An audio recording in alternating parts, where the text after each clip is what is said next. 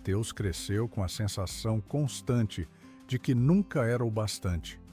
Por mais que tentasse, por mais que se esforçasse, os olhos da mãe sempre diziam outra coisa. Eram frios, duros, julgadores. Dona Amélia era o tipo de mulher que não elogiava, não abraçava, não sorria fácil.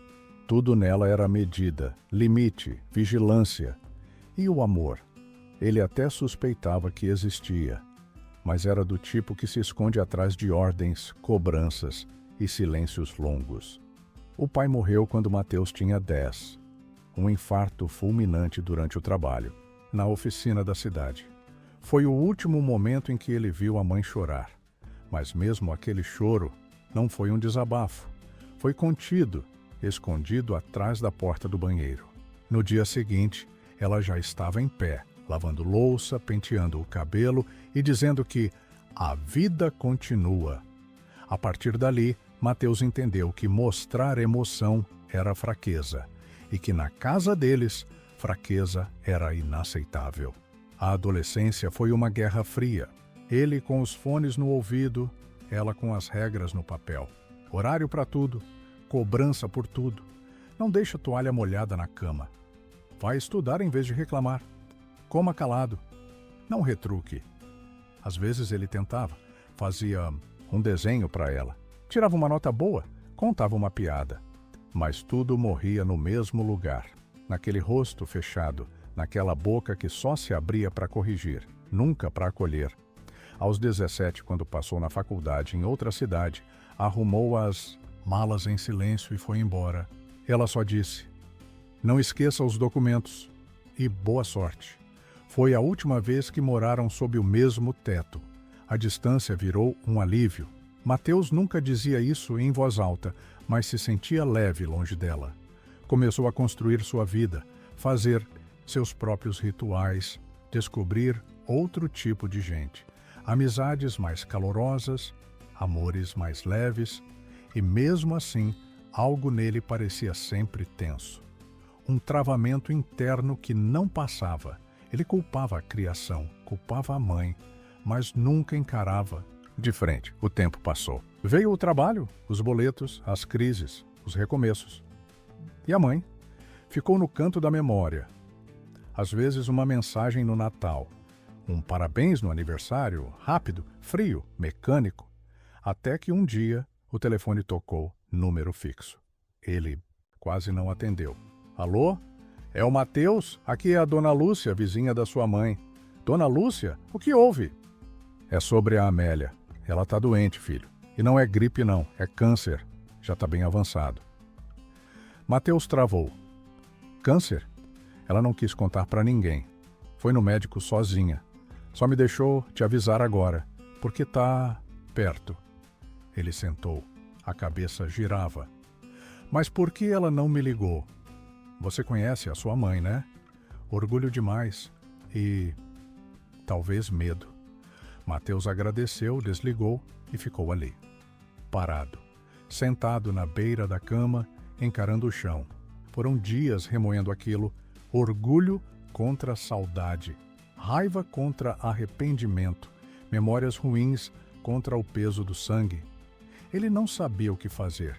A única certeza era a ideia de ir até ela parecia sufocante. Mas a de não ir era ainda pior. Ele hesitou por uma semana e quando decidiu ir era tarde demais. Chegou na cidade num sábado nublado. As árvores secas na entrada da rua, a padaria velha na esquina. Tudo parecia igual, menos ele. Ele era outro, ou achava que era. Dona Lúcia estava na calçada, de luto no rosto e na voz. Ela se foi ontem. Mateus não respondeu. O tempo parou.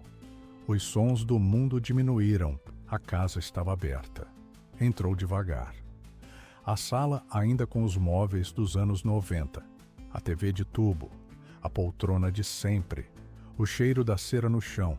E um vazio que não era só de ausência física.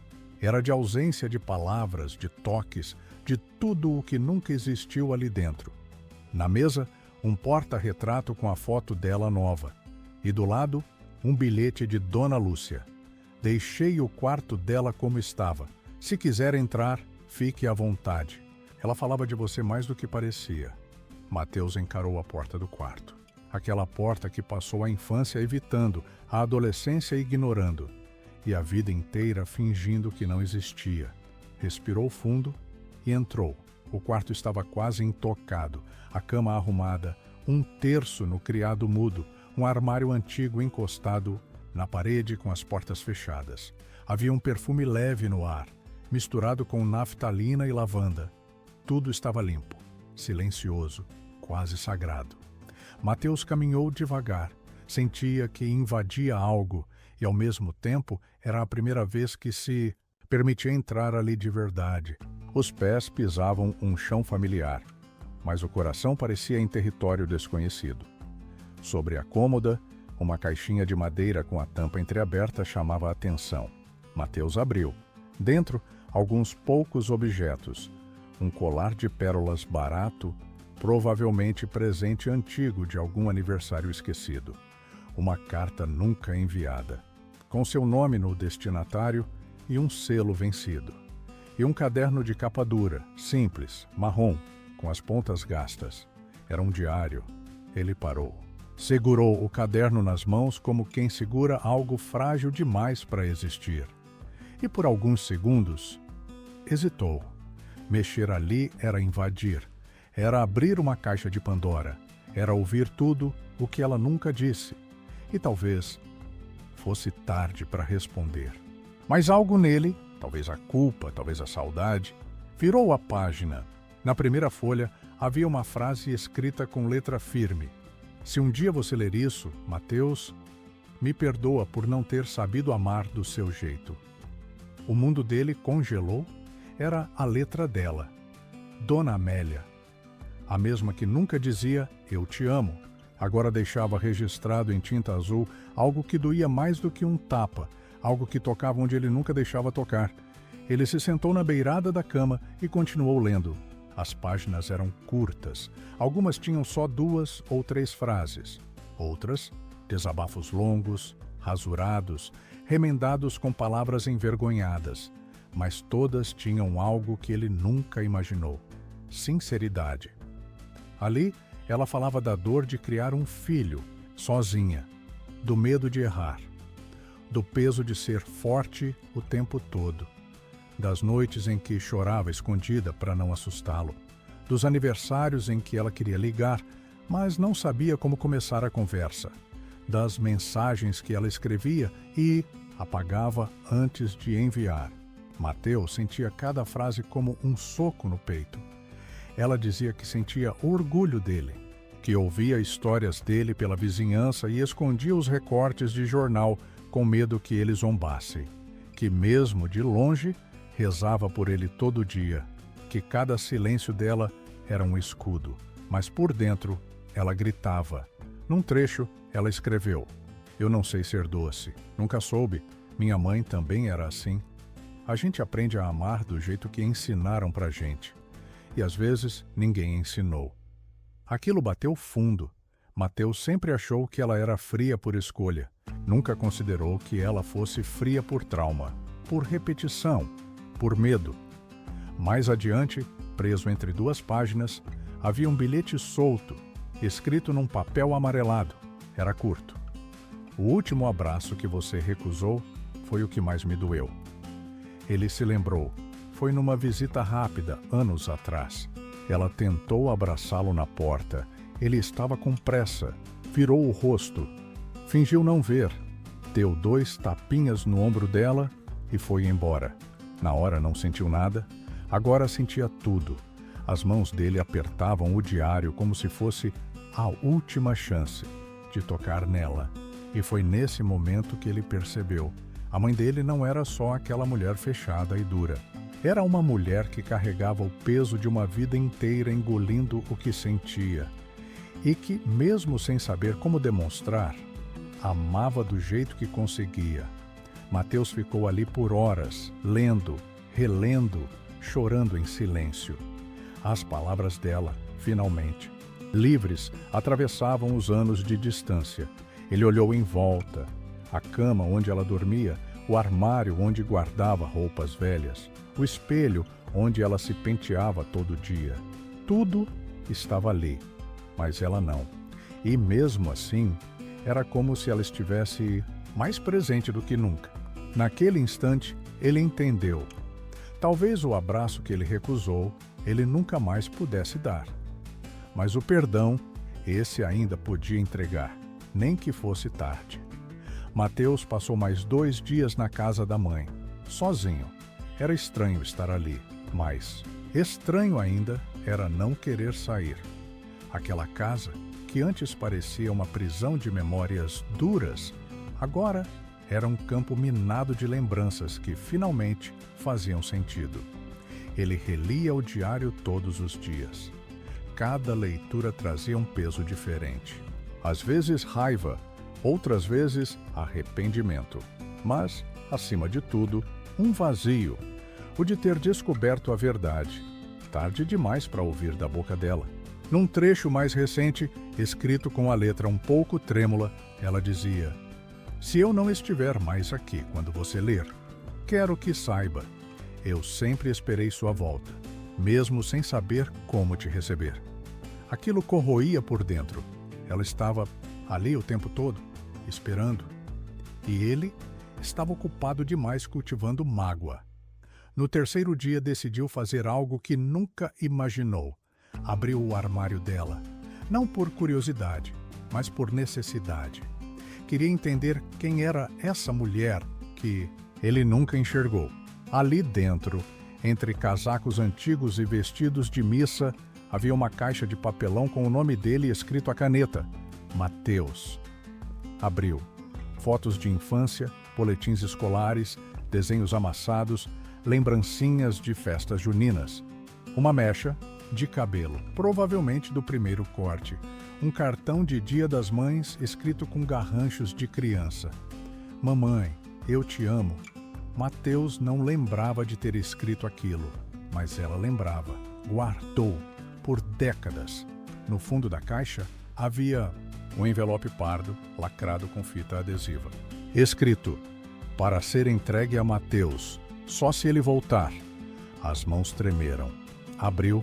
Dentro, uma carta, a última, escrita à mão, datada de 2 meses antes de sua morte.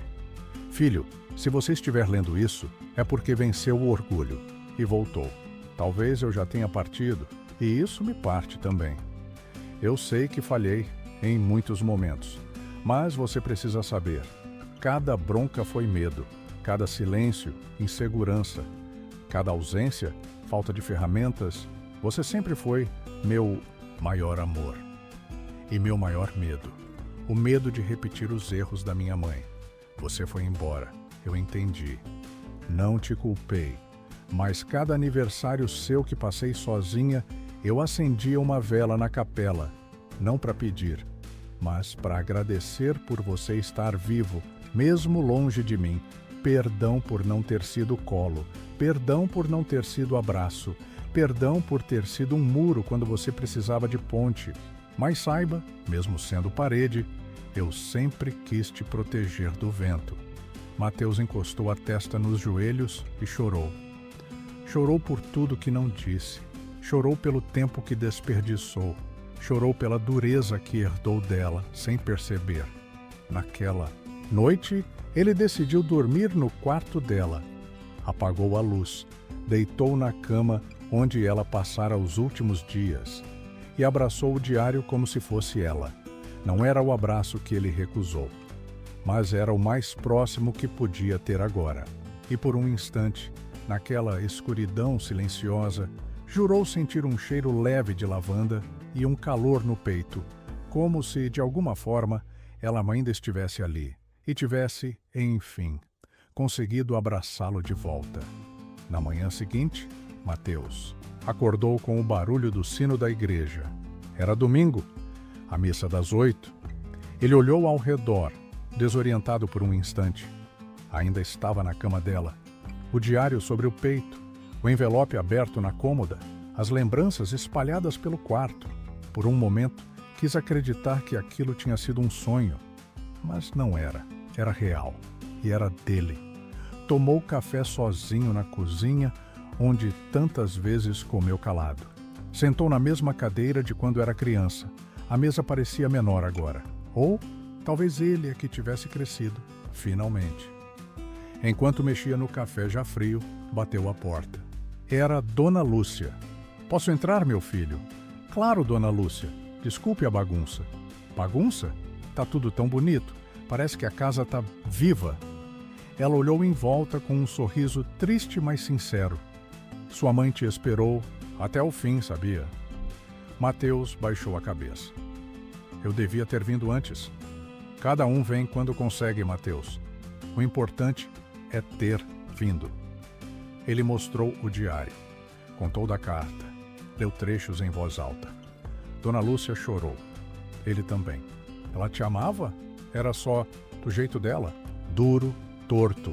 Mas amor é amor, mesmo quando a gente não entende. Depois da visita, ele saiu pela vizinhança. Falou com Dona Teresa, com seu Armando da mercearia, até com o velho padre da paróquia. E foi aí que percebeu algo que nunca notou. Todo mundo falava da mãe dele com respeito, com admiração. Ela era dura, sim, mas sempre ajudava quem precisava. Costurava de graça para os vizinhos, fazia sopa para quem estava doente, levava cobertor à noite para os moradores de rua. Ela nunca falava disso, padre, nunca. Ela fazia por fazer. Quem faz esperando aplauso, faz por ego. Ela fazia por fé, meu filho. Mateus voltou para casa com outro peso. Dessa vez não era dor, era gratidão. Naquela tarde, decidiu que não ia deixar aquela história acabar ali. Começou a escrever. Juntou trechos do diário com suas próprias memórias. Costurou palavras como quem remenda roupa antiga. Com cuidado, com afeto, com lágrimas caindo, de vez em quando. Sem perceber, estava fazendo aquilo que a mãe fazia com linhas e agulhas, consertando o que parecia irremediável. Na semana seguinte, publicou um texto no jornal da cidade. Chamava-se "O Último Abraço que Eu Recusei". Contava a história da mãe que amava em silêncio, do filho que fugiu e do perdão que chegou depois da perda. O texto viralizou. Recebeu mensagens de desconhecidos, gente que também tinha mágoas, distâncias, arrependimentos. Gente que decidiu ligar para os pais depois de ler. Gente que chorou. Mateus não esperava nada disso. Ele só queria aliviar o coração, mas acabou tocando outros. Certa noite, sentado na varanda com o diário no colo, ele escreveu em uma nova página: "Mãe, eu voltei tarde, mas voltei. E hoje, cada palavra tua é uma ponte que me faz atravessar o tempo. Obrigado por não desistir de mim. Onde quer que a senhora esteja, espero que sinta esse abraço agora. Aquele que recusei, mas que nunca mais vou negar." Os meses passaram. Mateus decidiu não vender a casa da mãe, não porque era confortável, nem porque era bonita, mas porque agora ela era dele de verdade. Não só no papel, mas na alma. Era um lugar onde ele finalmente enxergava não só a dor do passado, mas o amor que existia no meio dela. Aos poucos, foi limpando, reformando, pintando, sem pressa, sem intenção de apagar nada. Pelo contrário, queria preservar. Queria que cada canto daquela casa contasse uma parte da história dela. E da dele também.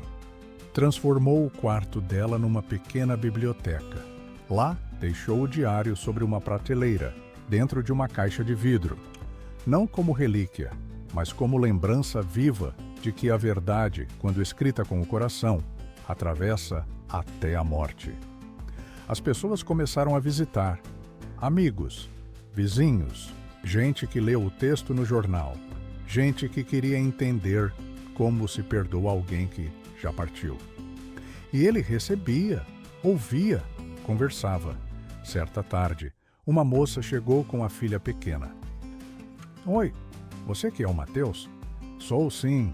Li sua história e vim agradecer. Meu pai ainda está vivo, mas eu vivia adiando uma conversa com ele.